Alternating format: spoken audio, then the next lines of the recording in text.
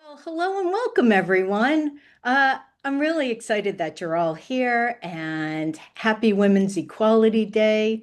My name is Dr. Jill Krakow-Zincraft, and I really do have the honor of serving as the Interim Executive Director of the National Women's History Alliance. And we're here today because of the vision and persistence of Molly Murphy McGregor, our co-founder who championed the movement that made Women's History Month a national celebration. Because Molly believed that women's stories must not only be remembered, but recognized in the very fabric of our nation's history. And it's a legacy that continues to guide us, and it's the reason we gathered today. And I'm so grateful to be in community with you as we celebrate Women's Equality Day. Your presence reminds us that this day is not about honoring history. It's about continuing the fight for equality and securing a future where women's rights are fully recognized. August 26 marks the certification of the 19th Amendment, when women finally won the right to vote after 72 years of relentless struggle. But let us be clear, this day, today, is a call to action.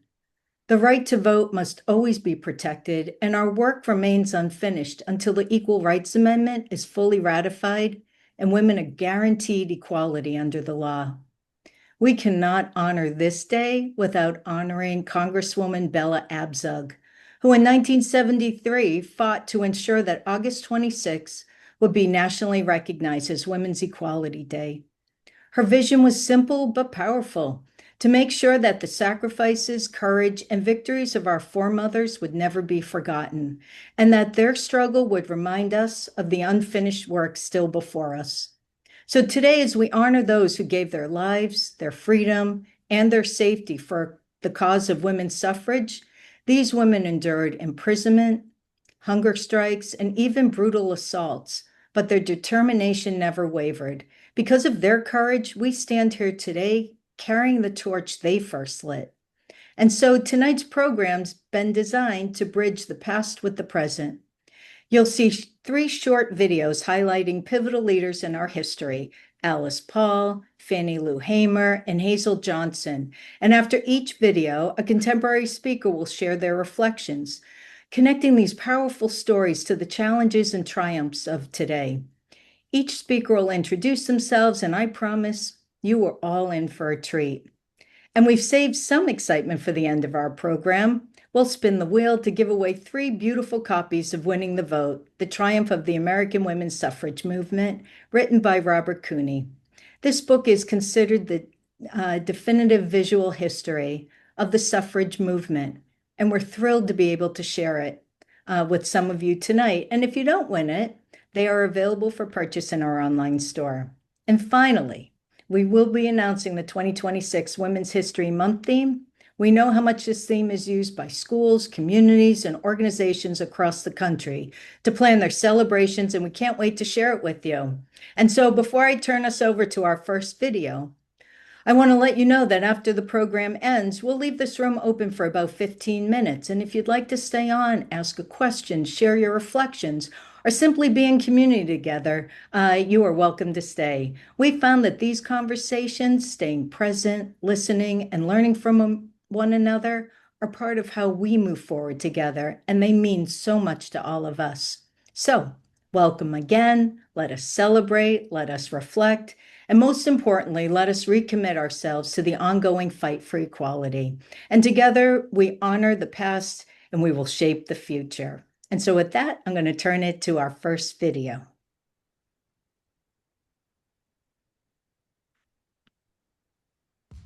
The fiery activist who devoted her life to fighting for women's rights. Meet Alice Paul.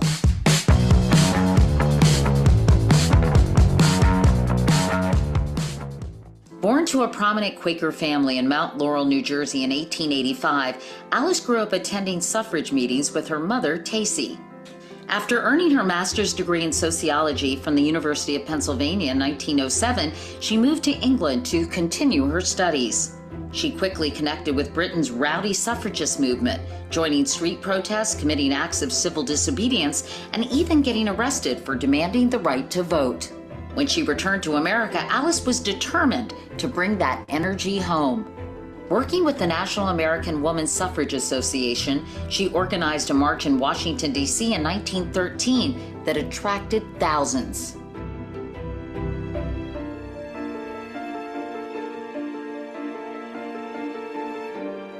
Alice believed that lobbying Congress would be the most effective way to win the vote.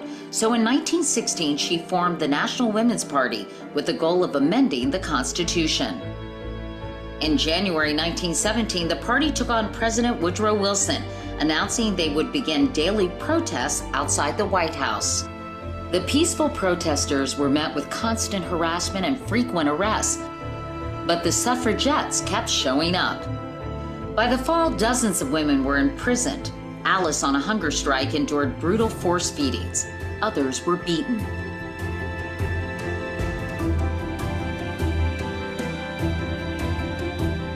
Faced with a public outcry, federal authorities released the prisoners in late November, and in January 1918, President Wilson urged Congress to pass the suffrage amendment. By 1919, it had been approved by both the House and the Senate, and after state ratification on August 18, 1920, the 19th Amendment became law.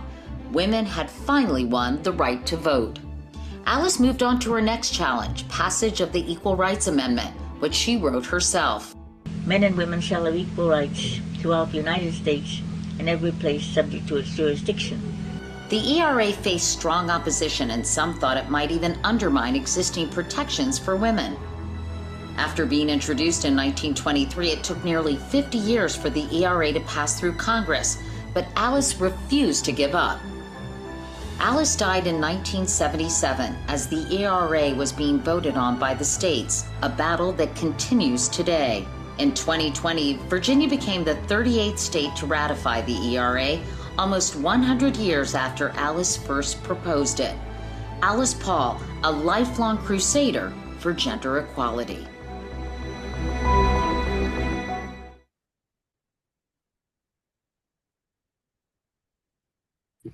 Hi, my name is Kate Richards. I'm a junior at the University of California, Davis, and I first learned about Alice Paul when I was a junior in high school working on my Girl Scout Gold Award project.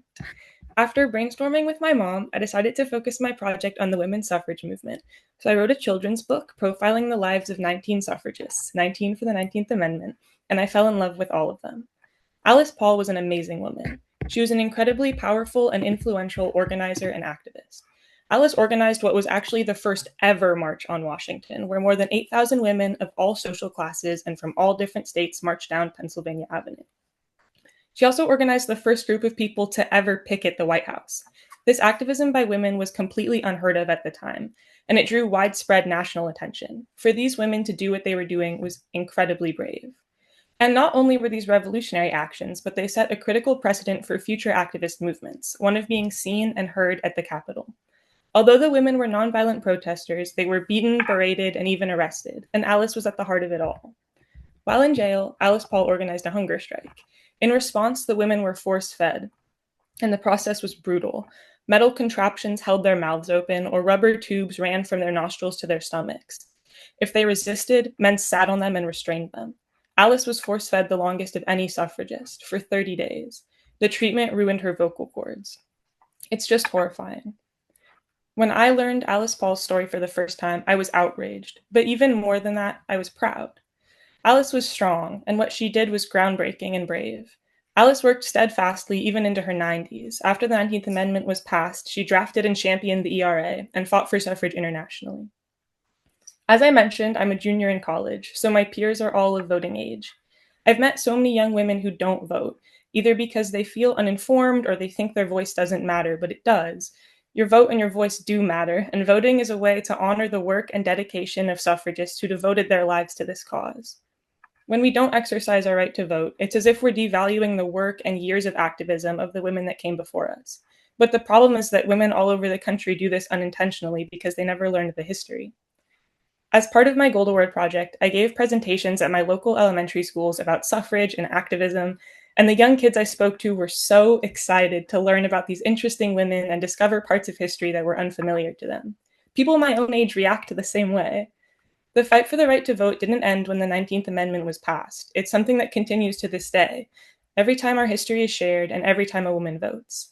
This is why education is so important. When you learn the richness of this history, it's impossible to take your vote for granted. If Alice could speak today, her last command would be, "We did not win the vote for you to be quiet. We won it so your voice could shake the walls of injustice."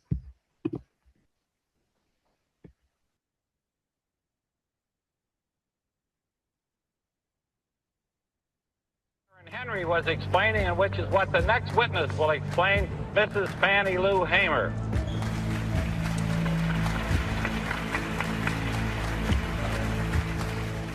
Mr. Chairman, and to the Credentials Committee, my name is Mrs. Fannie Lou Hamer, and I live at 626 East Lafayette Street, Rooseville, Mississippi. Sunflower County, the home of Senator James O. Eastland and Senator Stinney. All of this is on account of we want to register to become first-class citizens. And if the Freedom Democratic Party is not seated now, I question America. Is this America, the land of the free and the home of the brave, where we have to sleep with our telephones off of the hook because our lives be threatened daily because we want to live as decent human beings in America? Thank you.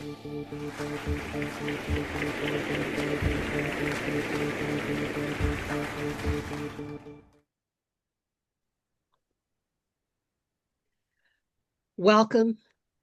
I am Diana Carpenter Madoshi, a proud member of the National Women's History Alliance Advisory Committee.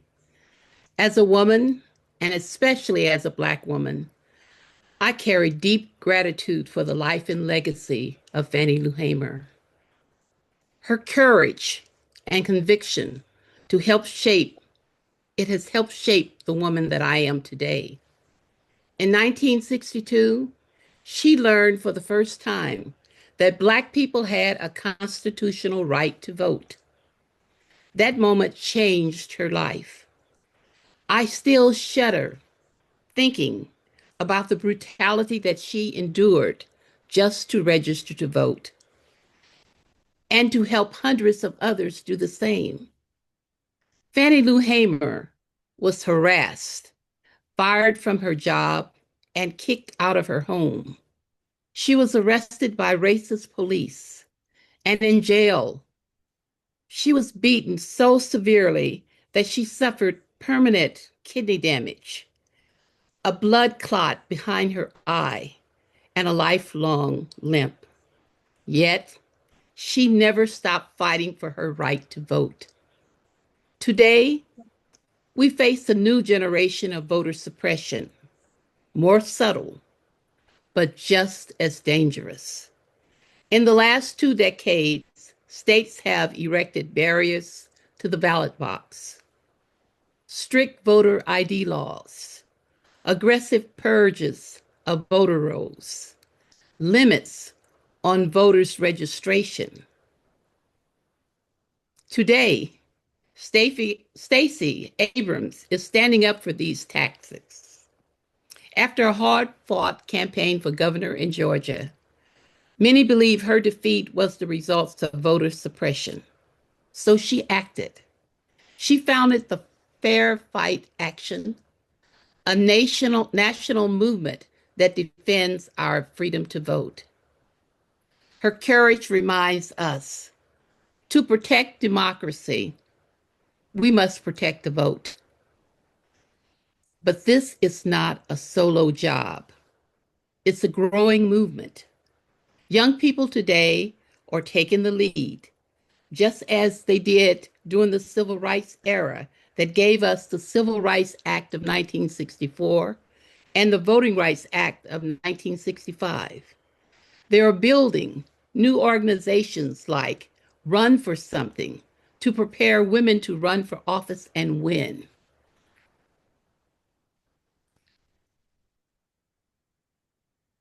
Another organization is Run, Vote, Lead. But across the country, these young people are mobilizing, organizing, and transforming frustration into power. Let us follow their lead. In closing, I ask you to remember the voice of Fannie Lou Hamer. Nobody is free until everybody's free. And here's Stacey Abrams' challenge to us, all of us. We each have the capacity for more, to be more, to do more, to imagine more. Thank you.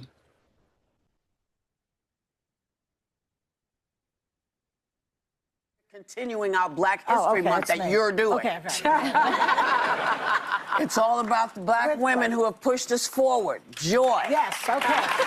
Not the black Not woman. the Black woman who pushed us forward, but the woman who's going to tell us about the woman Well, who's... today we honor the mother of environmental justice, Hazel M. Johnson, whose grassroots efforts in the South Side of the 60s Chicago helped launch a global movement. Environmental issues hit close to home for her in more ways than one. She wanted answers about her children's skin and respiratory issues and her husband's sudden death from lung cancer, and found out that her mostly black neighborhood had the highest cancer rates in the region. Digging deeper, she learned that public housing complex was built on and surrounded by environmental hazards like landfills and chemical factories, which she called, quote unquote, toxic donut. This inspired her lifelong mission to shine a light on the deadly impact environmental racism has on low-income minority communities. So in 1994, President Clinton honored Johnson's organization, People for Community Recovery, as one of America's top environmental groups, a bill to award her with a posthumous Congressional Gold Medal, and it was introduced in 2019. There wouldn't be an environmental justice movement without the tenacious activism of the great Hazel M. Johnson. Good for her. And don't forget, other people say they're moving Black history. We're giving it to you. That's right. You will always see it.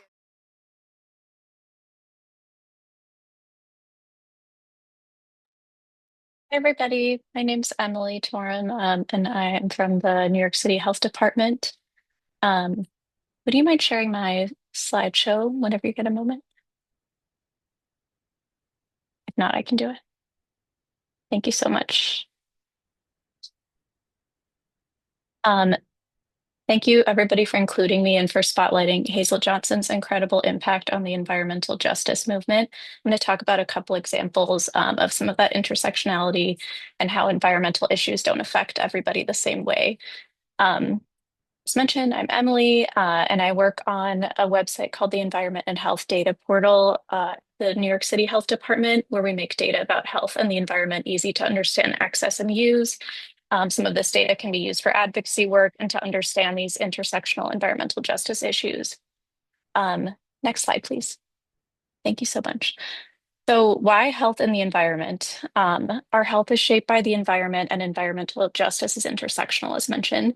This includes, our environment includes not just the air that we breathe and the water that we drink, it also includes things that are invisible but are still incredibly influential on health outcomes, things like policy, things like socioeconomic circumstances, our physical environment, including housing and the quality of our streets and public spaces. Next slide, please. So how do we make this data meaningful? Our portal contains over 200 data sets on these topics, air quality, water, climate, and the physical environment. And we understand that making sense of data is often best done through storytelling. Why? Because stories are memorable.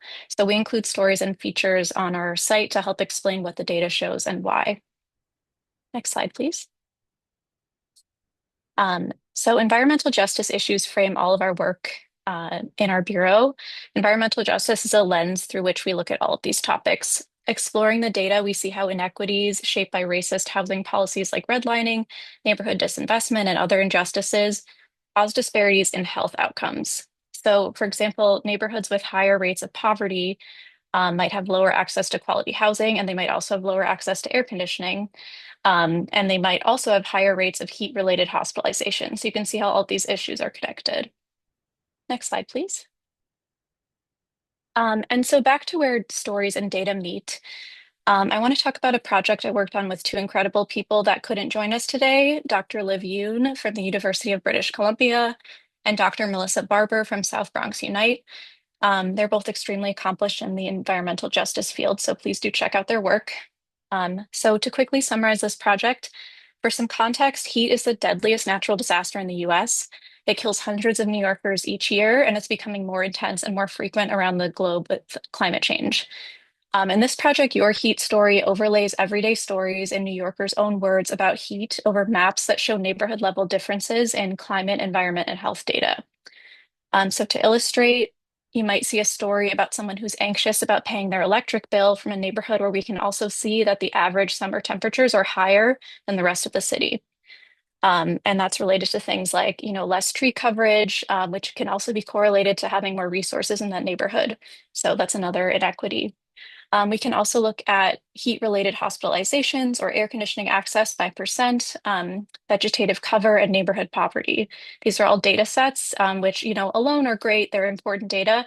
But looking at these data layers together with stories that capture this insidious burden of heat, a growing health threat, we can contextualize the daily toll of lost sleep, lack of focus, worry about kids and parents and pets, financial stress, and more. And we can also understand that not everybody has the same resources during extreme heat. I've excerpted here a story with the title that reads, "It's hard to sleep and air conditioning costs too much." And that's overlaid onto a map showing the percent of households with air conditioning throughout the city and how that varies. So that's just one example of how powerful data and personal stories are when used to support and illustrate the everyday impacts of key environmental and climate justice issues. So please visit our site if you'd like to learn more, and feel free to get in touch if you have questions. Thank you very much.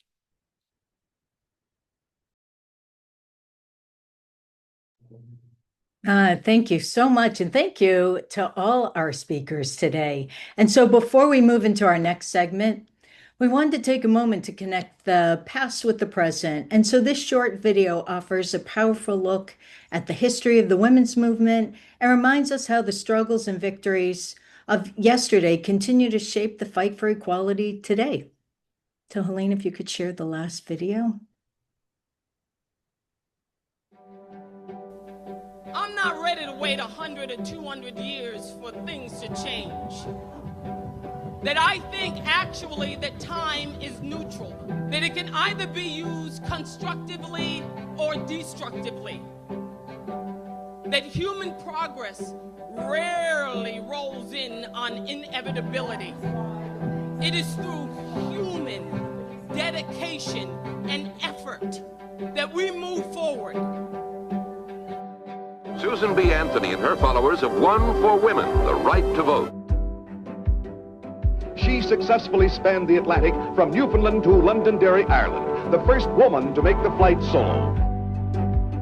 Already unique, the first woman to hold such high office, Prime Minister Indira Gandhi continues the tradition of service to India that is synonymous with the names of Gandhi and Nehru. Shirley Chisholm, first black woman elected to Congress, becomes the first black woman nominated for president. With Billie Jean King pushing us, the road ahead will be smoother for women. The future will be brighter for LGBT Americans, and our nation's commitment to equality will be stronger for all.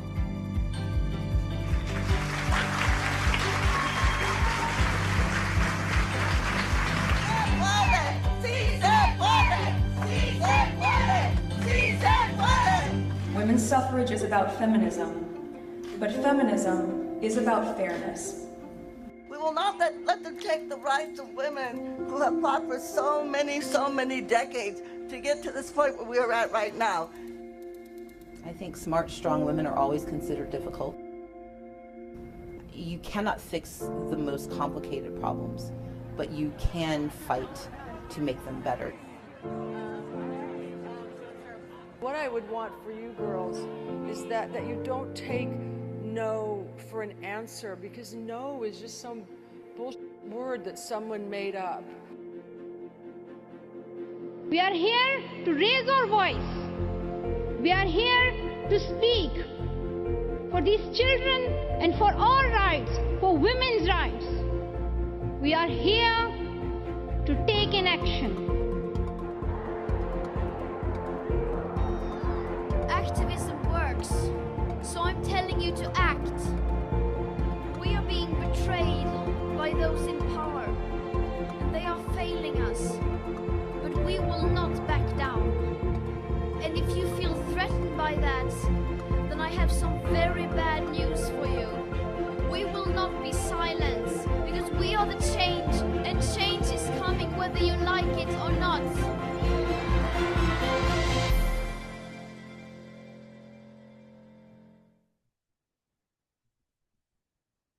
Thank you, Jill, Martha, Molly, Emily, Diana, and Kate for sharing how the fight must continue. My name is Dan Napolitano, and I'm a proud new board member of the National Women's History Alliance. I have also been given the honor of announcing the theme for our next Women's History Month. This March, the National Women's History Alliance will honor the 46th year of nationwide recognition of women's history since the nation's first recognition of Women's History Week in 1980. We have chosen a theme in hopes that each community or company, each school or organization may find space to contribute. We need all of your help in putting the Alliance in the National Women's History Alliance. So without further ado, the 2026 theme will be Leading the Change, Women Shaping a Sustainable Future. The theme holds dear the spirit of environmental leadership and climate justice, while offering expanded focus to include broader sustainability, innovation, and future-forward advocacy. You are the first audience to hear the theme, and we hope you will join us in sharing this theme widely in the coming months. We will begin planning our annual National Women's History Month publication, hoping to profile women in the fields of climate activism, environmental science, land preservation, and special focus on the impact on marginalized and oppressed populations. Furthermore, we will encourage the use of hashtag NWHA 2026 as our shared thread between all of our efforts that unite our diverse educational contributions. We will collaborate with our new youth board, partner with high school educators to inspire lesson plans. Lastly, we will profile 30 women, one per day throughout March, leaving space for March 8th, International Women's Day, for every community to choose to honor a local sustainability icon. As we honor leading the change, we ask you to lead the change with us. Membership is vital to the National Women's History Alliance's mission of promoting women's history and advancing gender equality.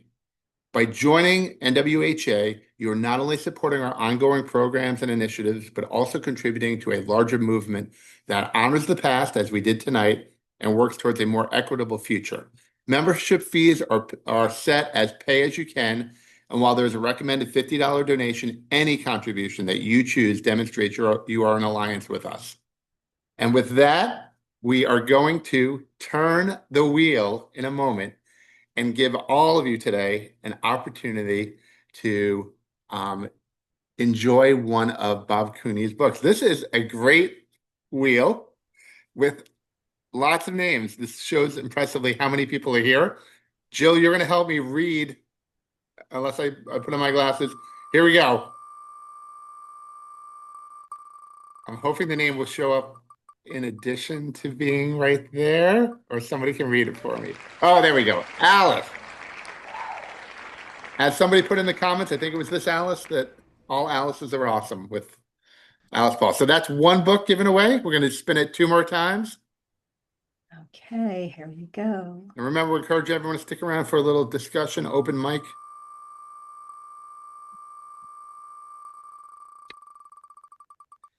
And we have Kat Davidson.